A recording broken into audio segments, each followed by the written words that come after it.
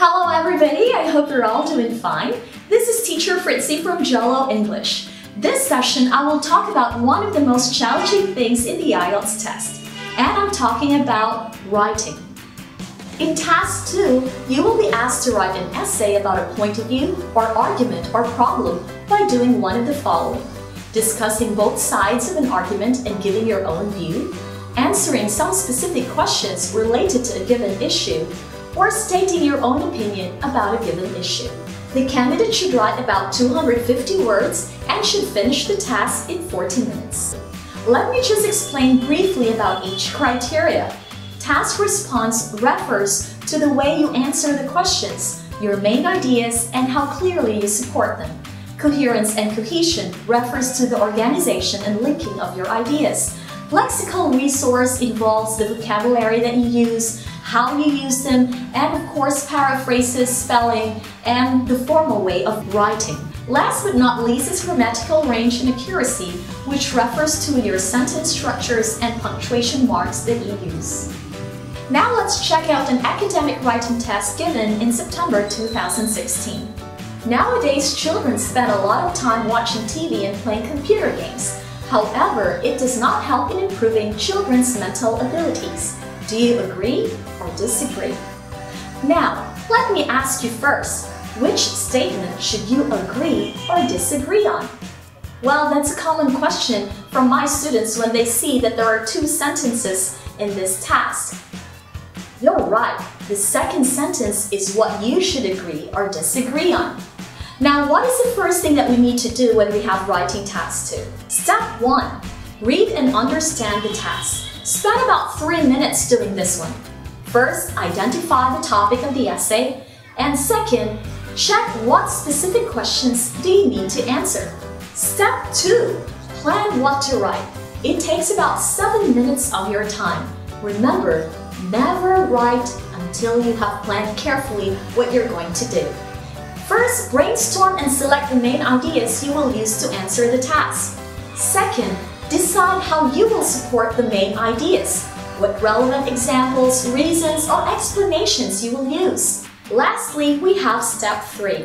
Write your answer. Spend about 28 minutes of your time doing this one.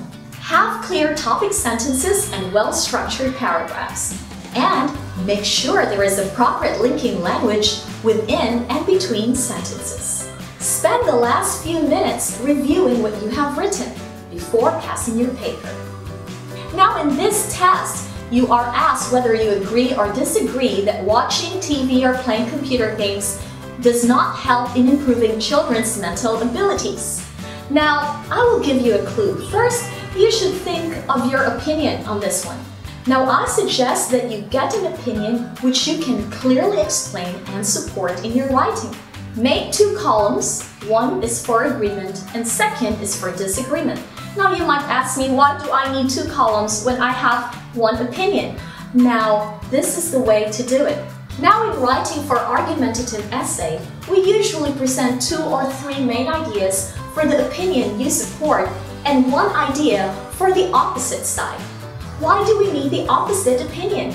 Now, you will be needing this one for your counter-argumentation. And why do you need a counter-argumentation? This strengthens your opinion. So let's continue with supporting our opinion with some ideas. One of the ideas could be is that there are many educational programs now on television, and children have a lot of choices provided they are guided by their parents. Another idea is that, according to some research, playing computer games actually enhances not only your mental skills but also your motor skills as well as your analytical abilities. Now, as I said, we should also have an idea for the opposite side. Now, let me see. Why do some people agree with that statement? Well, one reason could be is that they think children are very passive when they watch TV. They don't think at all, they just take in everything that the TV gives. Now remember, you've already spent about 10 minutes brainstorming ideas and also think about how you would support these ideas with examples. The next thing I want to share with you is how to do the outline of this type of essay. So let's start with the first paragraph, which is your introduction. You need to rephrase the topic and state what is required in this paragraph. That means if you need to form an opinion, you also place it in your introduction. So now let's go to your first body paragraph. This should contain your first reason supporting your opinion with explanation and relevant examples. Then you have your second body paragraph. Here you state another reason, you give an explanation with examples. The last body paragraph has the concession or counter-argumentation. In this one, you need to present one reason from the opposite side and then you do a counter-argument. Lastly, the fifth paragraph is your conclusion. Summarize your ideas and restate your opinion. Now let's get back to the ideas we've come up with a while ago. So remember, first main idea should be in your first body paragraph, second idea in the second body paragraph, and the last idea, which is from the opposite side, should be in body 3 for your concession and counter-argumentation.